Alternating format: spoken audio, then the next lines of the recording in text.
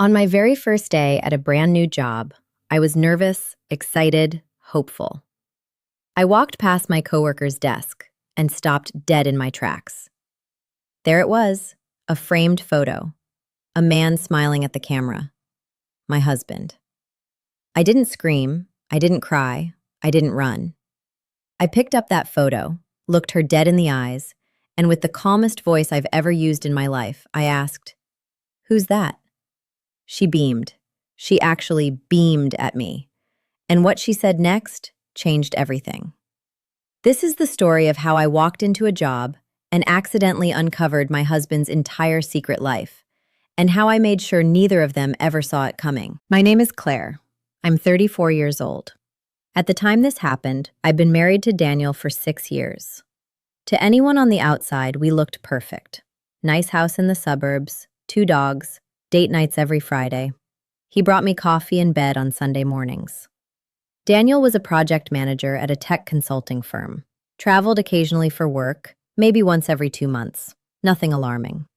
I had left my previous job 8 months earlier to support his career relocation. We had moved to a new city, Charlotte, North Carolina, and I had spent those 8 months job hunting, keeping the house, building a new life from scratch. So when I finally landed this position, marketing coordinator at a mid-sized financial services company called Meridian Group, I was thrilled. New city, fresh start. Finally, something that was mine. I remember ironing my blouse the night before. I remember Daniel kissing my forehead and saying, "You're going to crush it tomorrow, babe." I believed him. I had absolutely no idea. Monday, 8:47 a.m. I walked into Meridian Group carrying a tote bag, a travel mug, and entirely too much nervous energy. The office was modern, open floor plan, glass-walled conference rooms, the kind of place that had a kombucha tap in the break room and motivational quotes painted on the walls. HR had assigned me a buddy for the first week, someone to show me around, introduce me to the team, help me settle in. Her name was Stephanie. Stephanie was about my age, blonde, polished, friendly smile. She met me at the front desk and immediately started the tour. Conference rooms, break room, the printer that always jams, the best spot for lunch, the colleague to avoid in meetings. I liked her immediately. She had an easy laugh, and she made me feel welcome in that way that good people do, genuinely, not performatively. We ended up at the marketing pod, a cluster of 8 desks where our team sat. She gestured to the desk beside mine. "And this one's yours. We're neighbors, lucky you," she said with a wink. I laughed, set down my bag, started looking around. That's when I saw it. It was sitting on the corner of Stephanie's desk.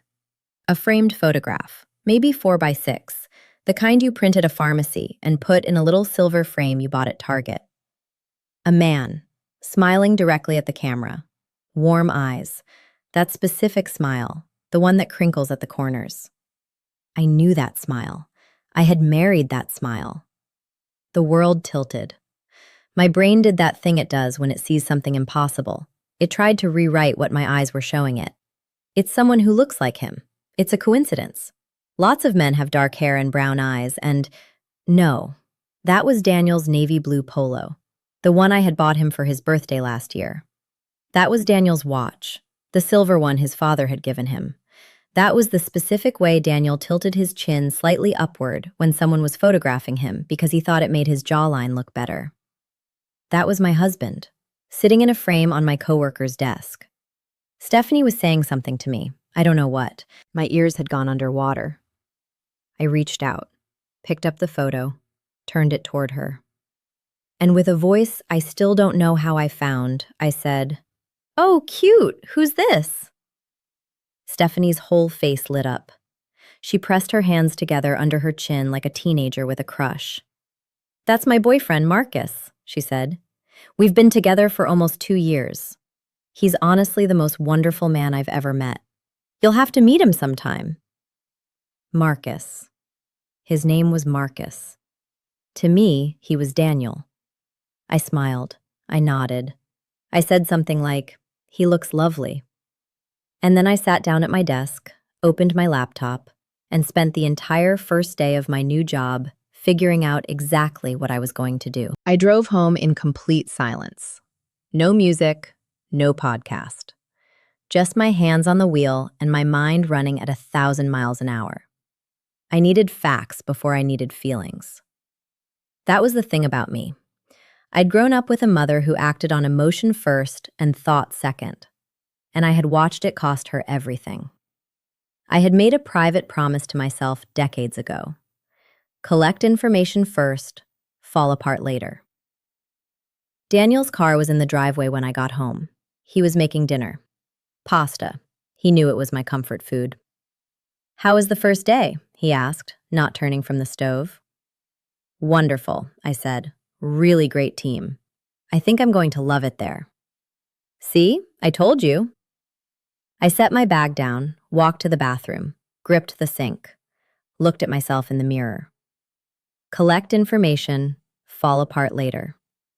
I came back out, ate pasta, asked about his day, laughed at something on television. I was a completely different person on the inside than the one sitting at that dinner table. Over the next 2 weeks, I became a very careful student of two people, my husband and my coworker.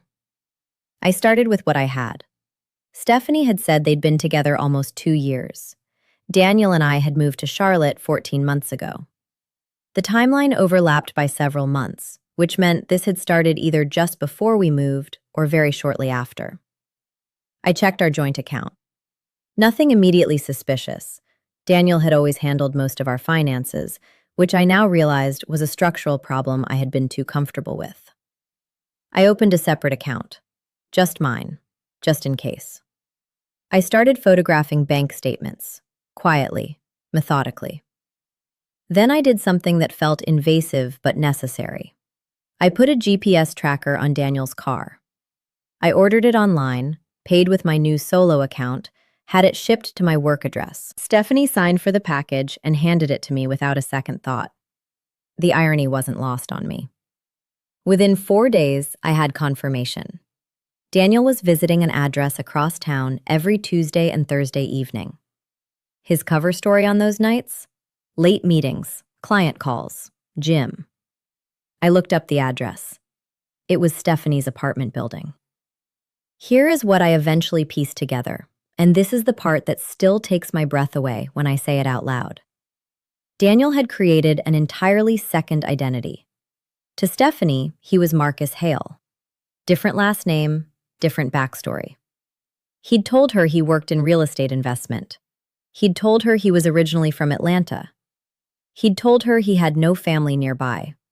He had a second phone, a prepaid one, that I had never seen and never knew about. He had taken Stephanie to restaurants on the other side of the city.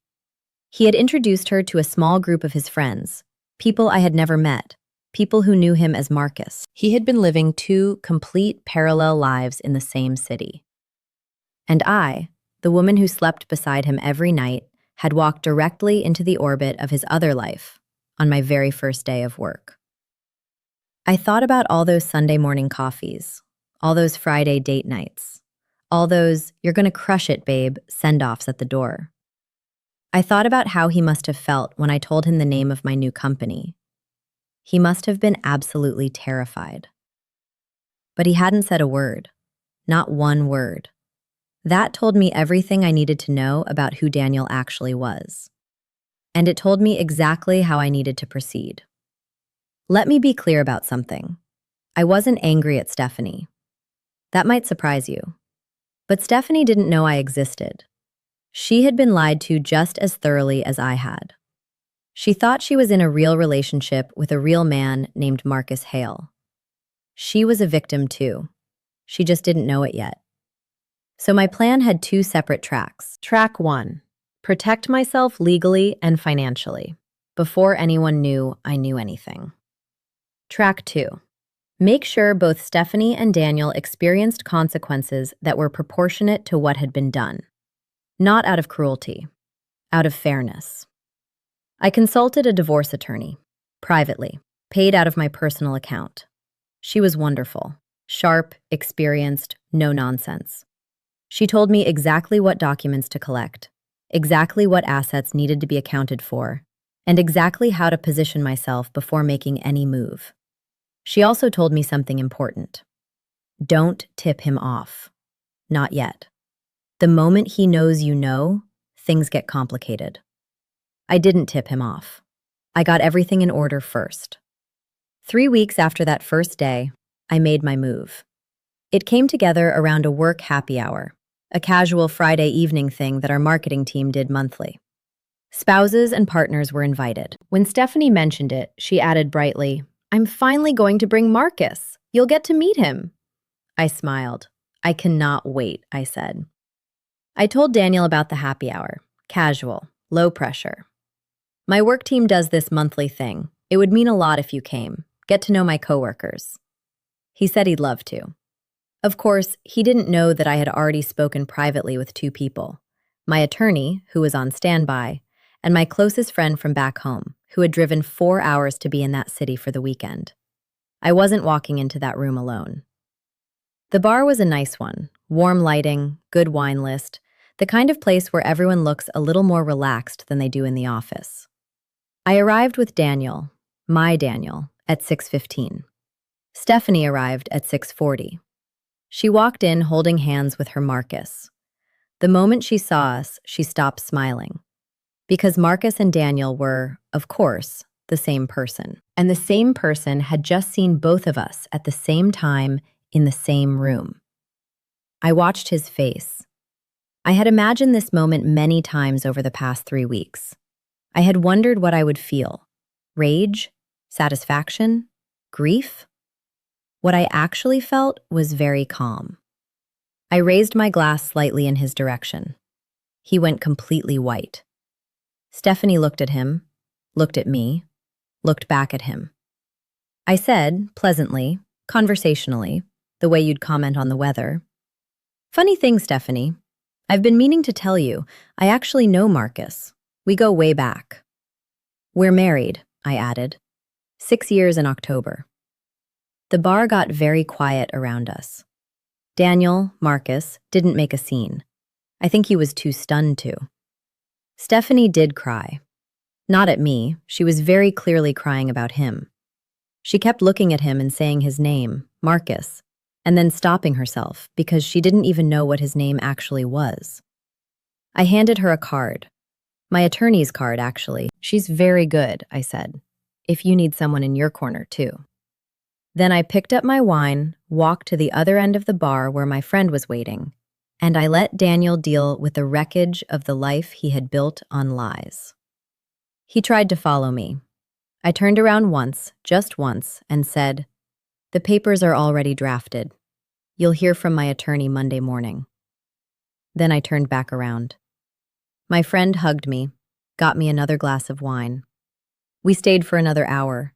We talked and laughed, and I let myself feel, for the first time in 3 weeks, all of it. The divorce was not simple, but it was less complicated than it could have been. Because I had spent those weeks quietly, legally documenting everything, the financial accounts, the property, the assets, my attorney was able to establish a very clear picture. Daniel had, during our marriage, spent marital funds maintaining his second life. Dinners, gifts, a weekend trip to Savannah that I had believed was a conference. That matters legally. It mattered in our settlement.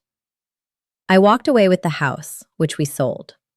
My fair share of our joint savings, and my name entirely removed from his. He did not fight it as hard as I expected. I think some part of him knew that fighting would only invite more scrutiny, and more scrutiny was the last thing he wanted. Stephanie, for her part, had been badly hurt. We weren't friends, exactly, but we had an understanding. She knew I hadn't been her enemy. We were both people who had trusted the wrong man. She left Meridian Group about 6 weeks later. A new opportunity, she said. I understood. I didn't try to convince her to stay.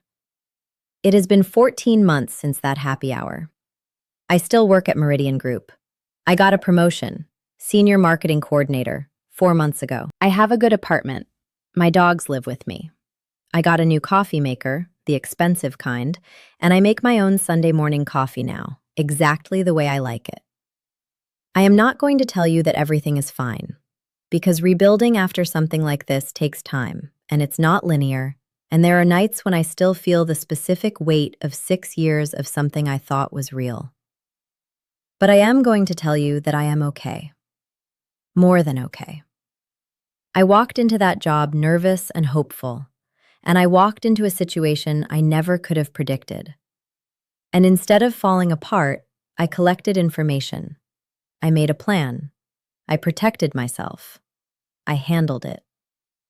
That's who I found out I was, through all of this.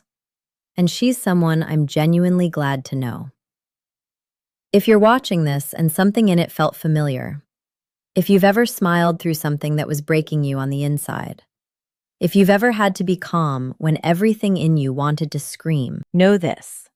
Calm is not weakness. Patience is not passivity. Planning is not cold. Sometimes the most powerful thing you can do is wait until you're ready. And then walk into that room, raise your glass, and let the truth do what the truth does. It doesn't need your help. It just needs time. If this story resonated with you, share it with someone who needs to hear it.